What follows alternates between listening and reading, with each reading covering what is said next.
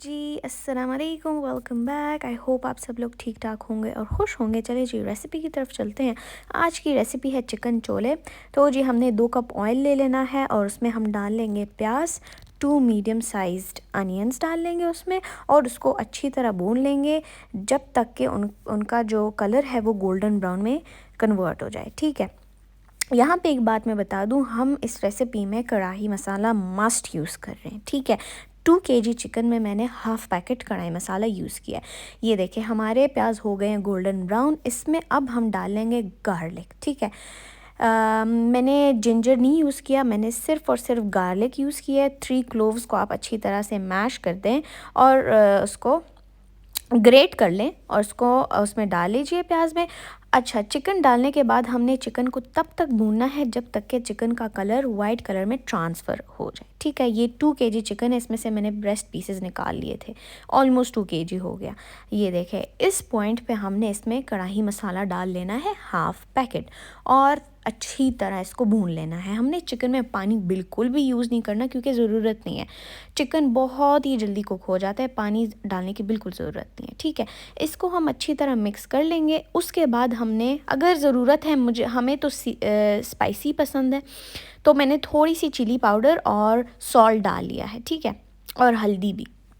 ये देखें, chilli powder optional है, आप ना ही डालें तो ठीक है, नॉर्मल टेस्ट ही था बस। ठीक है, तो इसको हम अच्छी तरह भून लेंगे। उसके बाद हमने डाल लेने हैं टमाटर। ठीक है, पानी के इस्तेमाल एज आई सेड बिल्कुल हमने करना ही नहीं है। ठीक है, तो जी हमने डाल लिए हैं। इस पॉइंट में हम डालेंगे टमाटर।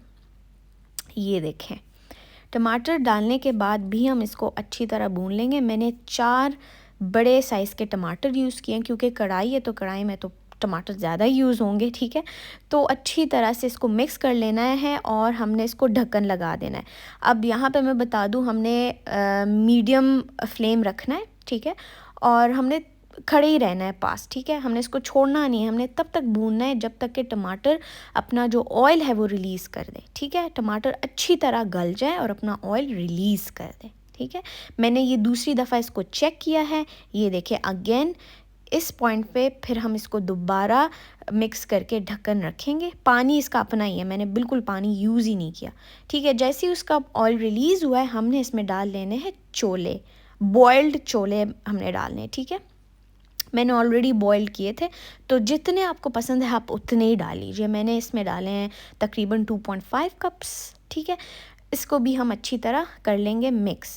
और चोलों का जो अपना पानी है, इस पॉइंट पे अगर आपको कढ़ाई ज़्यादा ड्राई नहीं पसंद तो इस पॉइंट में आप पानी डाल सकते हो, पानी डाल लीजिए। ठीक है, जिस पानी में हमने चोलों को बॉयल किया था हमने वो पानी उसमें डाल लेना है। अगर आप सादा पानी भी डाल सकते हैं, मेरे पास अवेलेबल था तो मैंने डाल दिया। ठीक है, जितनी जितनी ग्रेवी आपको पसंद है बस आप उतना ही पानी डाल लीजिए। ठीक है, और आंच आपने हल्की रख देनी है, उसमें आपने चिलीज़ डाल लेने।